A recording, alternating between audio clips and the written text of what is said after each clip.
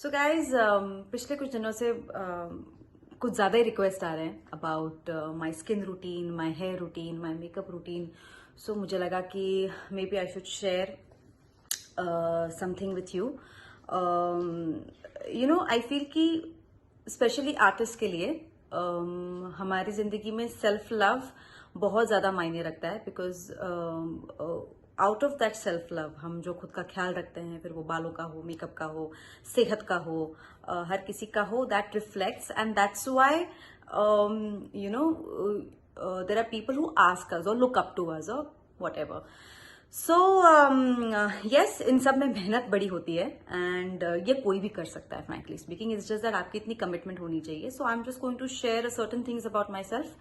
मैं हालांकि इतनी कॉन्शियस नहीं थी काफी सालों तक, लेकिन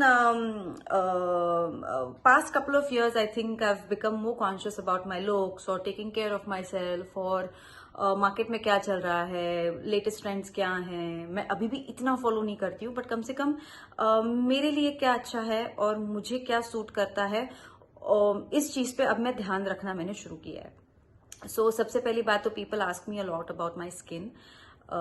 तो डेफिनेटली जेनेटिक्स मैटर करता है इन चीज़ों में. डेफिनेटली आपका काम आसान हो जाता है और कुछ नहीं. अगर आपके जेनेटिक्स अच्छे नहीं हो उसका मतलब ये नहीं है कि आपकी स्किन अच्छी नहीं हो सकती. आपको थोड़ी मेहनत ज़्यादा करनी होगी. That's about it. And so definitely genetics के मामले में आई एम लिटिल लकी. मेरी अच्छी स्किन मुझे मेरे मामा की वजह से मिलती है.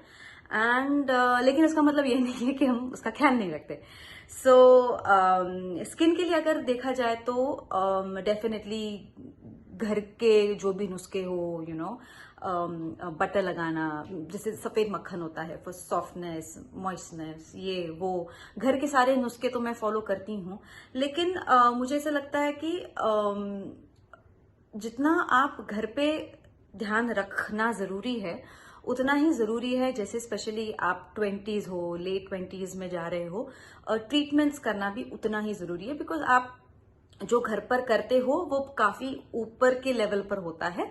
जो आप ट्रीटमेंट्स करते हो it penetrates deeper and better and gives you better results and long lasting results.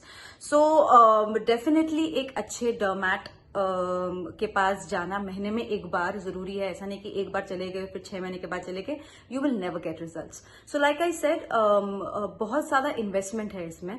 सिर्फ मॉनिटरी नहीं तो टाइम की इन्वेस्टमेंट भी है. Because every month you have to go. तो एब्सोल्युटली मैं भी अपने डर्मैट के पास जाती हूँ महीने में एक बार. और स्किन के हिसाब से जो भी है, आरएफ है या पील है या कुछ भी है, मतलब that your dermat can tell you better कि what do you require according to your age, according to your skin, genetics and everything. So that is one thing you have to do going to a dermat. लेकिन ये हो गया normal case में जहां पर आपके hormones जगह पर हैं, आपको एक्ने का इतना कोई प्रॉब्लम नहीं है. लेकिन अगर आपको एक्ने का प्रॉब्लम है, अगर आपको हार्मोनल चेंजेस हो रहे हैं, जैसे मुझे हुए थे ऑलमोस्ट 2-3 साल पहले, कुछ घमासान युद्ध हो रहा था मेरे बॉडी में और हार्मोन्स काफी मेरे ऊपर नीचे हो गए थे. सो उस वक्त right from my health to my skin, इन सारी चीजों पे बहुत ऊपर नीचे हो गया था, which I now count it as a blessing. क्योंकि बहुत चीजें मैंने उस दरमियान फिगर आउट की और उस पे मैंने एक रिसर्च सा किया और बहुत सारी चीजें समझ में आ गई. So I am thankful for that. But I really hope कि वो मौका, वो कंडीशन किसी के ऊपर ना आए.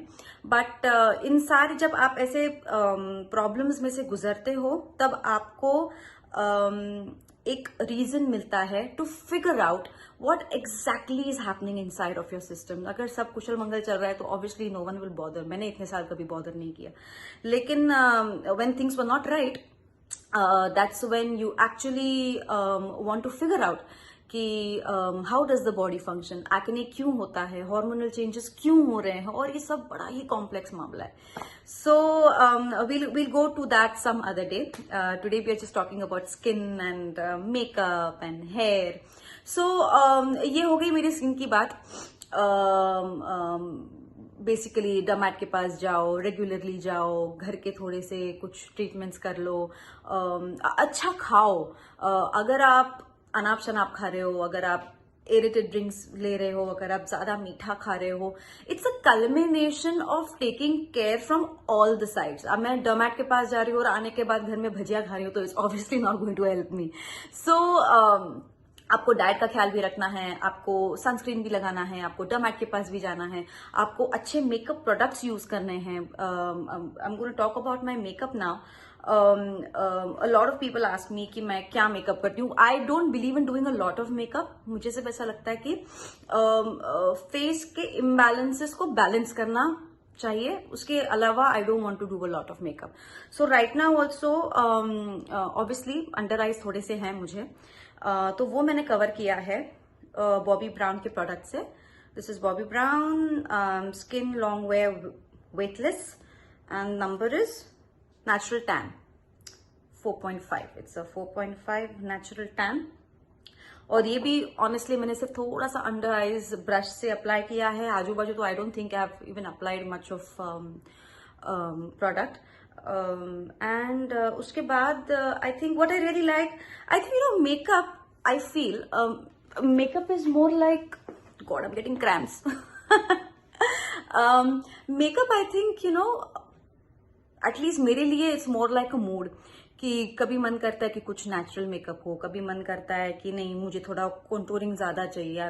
फिलहाल अभी तो मैंने कुछ नहीं किया, बस थोड़ा सा just put some little blush. लेकिन सो यू नो कभी मुझे लगता है कि सिर्फ ब्लश करके हाँ छोड़ दो, कभी लगता है कि नहीं मुझे बेस भी नहीं करना है, कभी कभी लगता है कि नहीं मुझे कंटूरिंग चाहिए, शार्प लुक चाहिए, कभी लगता है कि नहीं थोड़ा मुझे आई मेकअप भी करना है. सो आई थिंक मेकअप रोज एक्सपेरिमेंट करते रहना चाहिए मूड के हिसाब से, क्योंकि जो चीज मुझे आज खुद पे अच्छी लग रही है वो जरूरी नहीं कि कल भी मुझे अच्छी लगे. That's I think happens with everyone. So experiment करते रहना जरूरी है. एक ही एक स्टाइल को अपनाना सही नहीं है, बिकॉज बोरियत आ जाती है and then you know things get really boring after a point. So anyway, so like I said I was using this base, Bobbi Brown का ये बेस है. उसके बाद जस्ट अ लिटिल ग्लो, ज्यादा नहीं, ऐसे आपको ट्यूबलाइट की तरह नहीं दिखना है, लेकिन for that little glow I am using this product. I really don't know how to pronounce this. Is Anastasia, whatever it is. It's a highlighter, illuminator. So this is really nice. I like this one. And eyebrows के लिए I think this one product really works for me. This is NYX का eyebrow mascara. I don't know what shade I'm using. It's a tinted brown mascara. It's brunette. I'm using brunette.